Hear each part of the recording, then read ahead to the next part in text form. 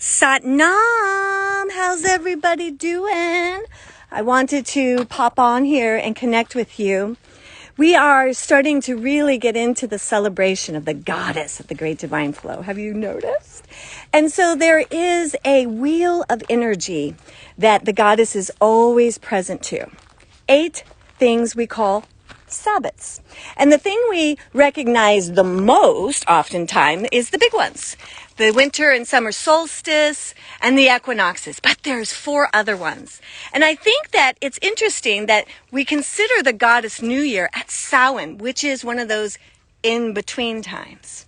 We're coming up on another in-between time, and that is Imbolc. In the body, in the belly, in the cave, in the womb, in the darkness, before we know what is to spring, before we know what is about to grow. This is a pepper tree on my trail, and it's like being in the body. When you go inside, no matter how bright the sun is, it's darker in here. And it invites you to sit down on one of these beautiful swings that is here and swing between the worlds. Allow ourselves to contemplate. And that's exactly what we're going to do in our Imbolc ceremony. Interesting that Imbolc is all about the darkness, but it will be held in the light of the full moon. The full moon in Leo will be rising that weekend. The goddess is so mysterious, so potent, so juicy.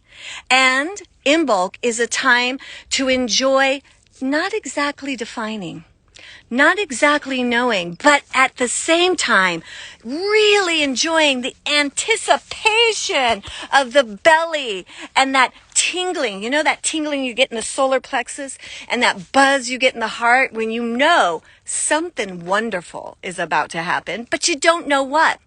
Our evening together will be about enjoying anticipation, not rushing birth. Being present to that the details are still out and that we get to still be in the dance of creation. And it's all about Gaia. There's a story from the book of Enoch.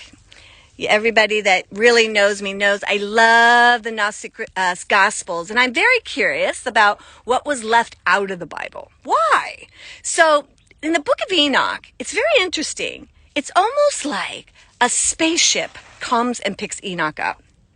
And you can tell right then, I think the powers that be right then were like, okay, we don't need spaceships in the Bible. But anyways, that's what it says.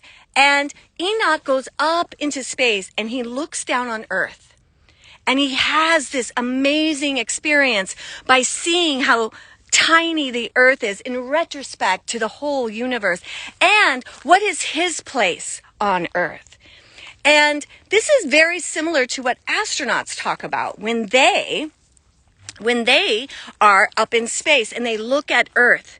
There is this empathy that rises, this tenderness, this knowing that we care for the Earth, that we are these tiny little beings with a whole lot of power on Earth. Imbolc and the goddess Will is about celebrating Earth, about celebrating Gaia, about knowing our relationship to her is what feeds everything in our life.